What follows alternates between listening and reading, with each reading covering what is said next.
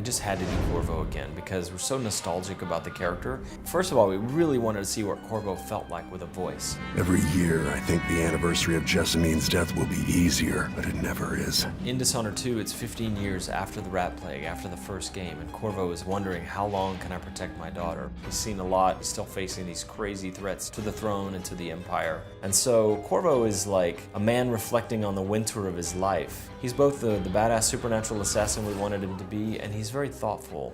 And of course, Corvo is a foreigner. That's part of his character. He's originally from Serkonos. At the start of Dishonored 2, he's on the run from Dunwall Tower. This time he's going down into his native country. He's seeing Serkonos again for the first time in a long time.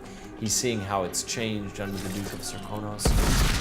And so it's a land that's familiar to him and unfamiliar at the same time. Corvo comes back with all his powers, and what we wanted to do is not only put them in the new engine, but also find interesting tweaks or improvement to them. It's interesting to look at Corvo's powers. He was a guy who was marked by the outsider during the rat plague when half the city was dead by plague. And so he has Devouring Swarm. You can now upgrade it so that you have 2 swarms of rats and larger swarms of rats. You can have a swarm that follows you around, Pied Piper style. And those are just some of the upgrades under Devouring Swarm. He's also a foreigner. He's from a different place and he never quite fit in Dunwall. And so he has the power of possession where he can literally embody someone else and walk around in their skin. We loved Possession. It's this ability that allows you to physically enter a character or an animal at first and exit somewhere else. So you actually use the character or the animal as a vessel to move through the world.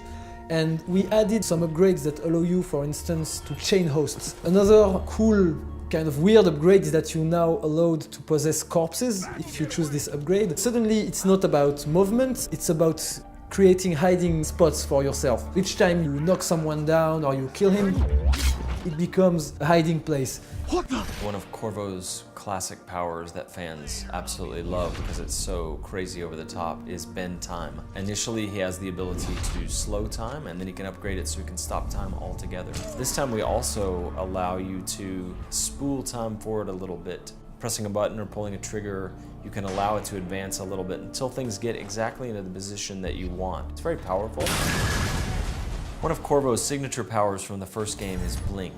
It's sort of a short-range teleport. When we were working on the DLC for Dishonored 1, we gave Dowd a kind of a redirective blink that allows you to move out into space, stop time, rotate, and continue your blink back in the direction you came or in another direction. And so we knew that's one upgrade we wanted to add to Corvo for Blink in the new game. And it really does allow players to explore their environment. It's not only about expanding the powers, but expanding them in a way that is fun, that allows for that kind of creative play.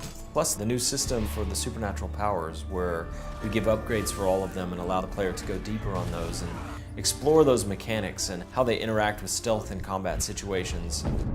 Players are really going to be torn. The new thing with Emily or the nostalgic thing with Corvo. Right now, if you asked me to choose between the two, I would be hard-pressed because I love them both. It's like choosing between your children.